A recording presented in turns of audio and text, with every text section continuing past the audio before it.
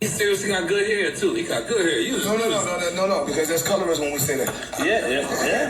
That's colorism. That's colorism when we say that. So because the opposite. See, the thing is this. Even like the thing when they keep on saying when they saying Becky with the good hair. So Becky got the good hair. Then what? Someone's got the bad hair. Well, who got the bad hair? Because the opposite of good is bad. Right. So once again, that's colorism. I mean, it is true, bro. Like you gotta. So my thing is this. See, I'm real. You gotta realize I'm real sharp. I'm real educated on all this stuff. So my thing is this. I like to say that it's different textures, and you got one with coarse, and you may have a person with coarse, and you may have someone with curly. You got different textures. That's it. But it's not such thing as good and bad. Right. It's just different textures. Because if we say someone got good hair, then what's the opposite of good? Now, I honestly don't think it's the fact that it's Becky or it's good hair, it's bad hair. I think it is the fact that hair, period, is a touchy subject for him, considering he has went to Turkey and got this hair and beard transplant. If we're not aware, Mayweather posted a photo of himself back in December 2020 on Instagram, showcasing his new beard transplant that he received, and also what appears to be a newly designed hairline, which was indicative of a hair transplant in my opinion. As far as the beard is concerned, there is no doubt that he's actually had a beard hair transplant. It's pretty plain to see the implanted grafts on his beard and density to an area that was once void of hair. Now, as far as the hair transplant itself, there are some people who are refuting this, stating that Floyd Mayweather did not get a hair transplant and that he solely just grew out his hair. But as far as I'm concerned, I'm pretty certain that he's had some type of work done to his hairline, because he's always been, razor shaving his head. And now all of a sudden, in some of his more recent photos over the past few months, he's been growing out his hair, which is odd given that he's always been rocking the shaved head for years and years. If you go back to his old Instagram photos, you can see what I'm talking about. And all of a sudden, he just decides to grow out his hair. Now, when people shave their heads, and I'm not talking about a buzz cut, because with a buzz cut, you still be able to see kind of like that shadow of hair on the scalp. They're obviously doing it for one very good reason. And the reason why Mayweather, in addition to countless number of other men who shave their heads using a razor, is because they are losing their hair. His barber also revealed that Mayweather pays around $1,000 2 to 3 times a week to get his head shaved, which is nearly about $1 million per year added up, which is just crazy in my opinion, just to go in to get his head razor shaved. We have people like Michael Jordan, Dwayne Johnson, Vin Diesel, who razor shave their heads because they too have a high degree of hair loss. So to see Mayweather resorting back to growing out his hair and actually having a well-defined hairline all of a sudden that also looks pretty juvenile, like a Nore 1, it's very likely that he's had a hair restoration during the time he simultaneously had his beard transplant, and basically just knocked 2 birds with 1 stone, because both the hair and the beard grafts are extracted from the back of the donor zone. There are some other questionable things that also point to him having received a hair transplant. Now, going back to the Instagram post he put up on his beard transplant, it turns out back then that a Turkish hair transplant clinic called Hair of Istanbul, they also specialize in a lot of the beard transplants. I recently started following him and even liked his photo of him with his beard transplant. It's definitely possible that the clinic started following him just because, they were a fan of Mayweather, but I think we can all assume that that isn't likely the case. Now, another thing that makes me question is that a Turkish guy had posted on his Twitter account a photo that he took of Mayweather around the same time that Mayweather received his hair transplant. So this makes me, believe that he also traveled, or he had traveled to Turkey to go to this clinic to get his procedure done on his beard and his scalp. Now, there is also another guy on Reddit. Now, this is unverified, but he did comment that Mayweather was indeed at Hair of Istanbul during the time he received his hair transplant, and talked about how frantic the clinic was because they were scheduled to basically have a VIP come in for that day, which turned out to be Mayweather. So there seems to be overwhelming evidence that Mayweather had received a hair transplant, and the best way to really further nail this down is to compare him to his before and after photos.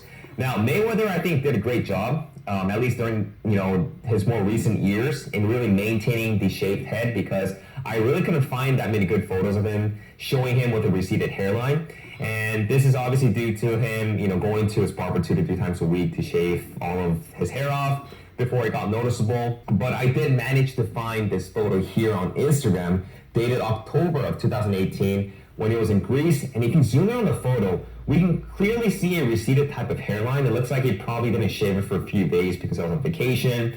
And we can see that subtle hair loss pattern on the front region.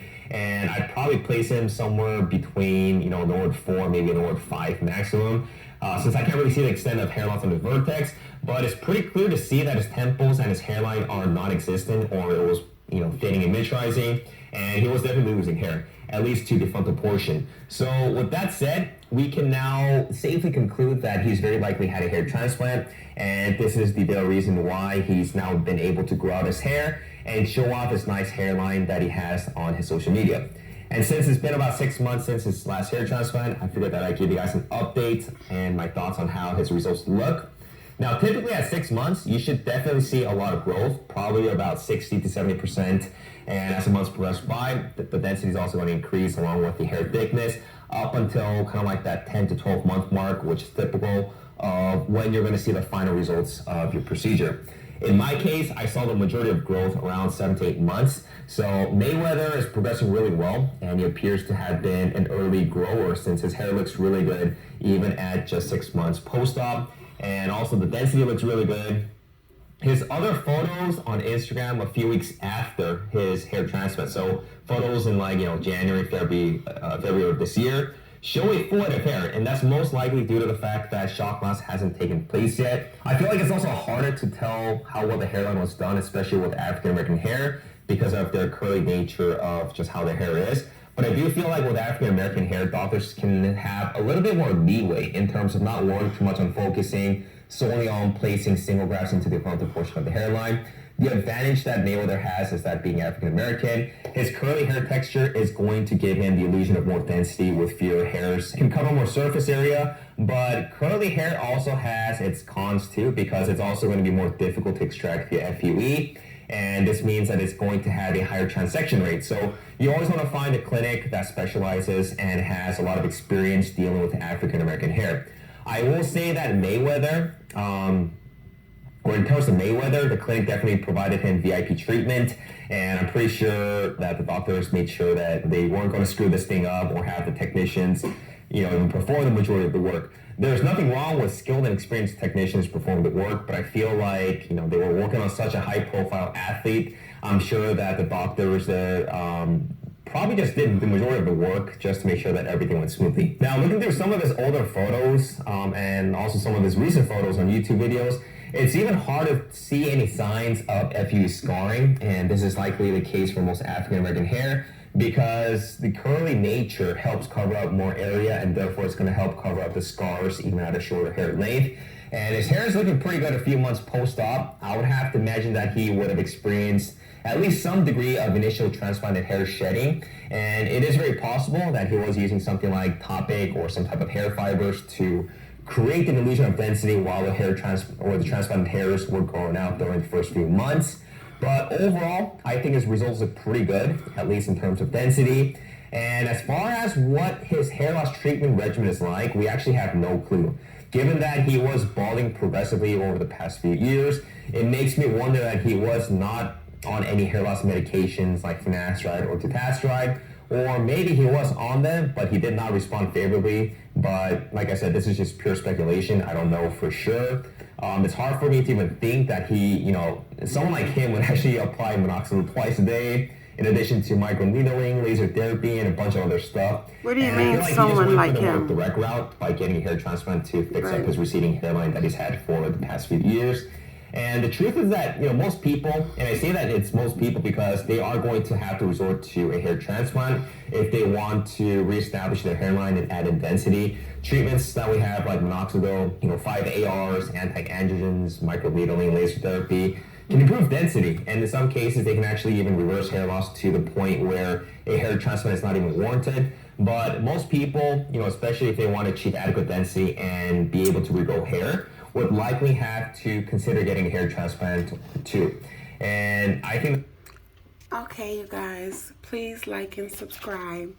To anyone that's having hair loss, I hope this has helped you some type of way as well, to know that, I mean, you see Floyd, so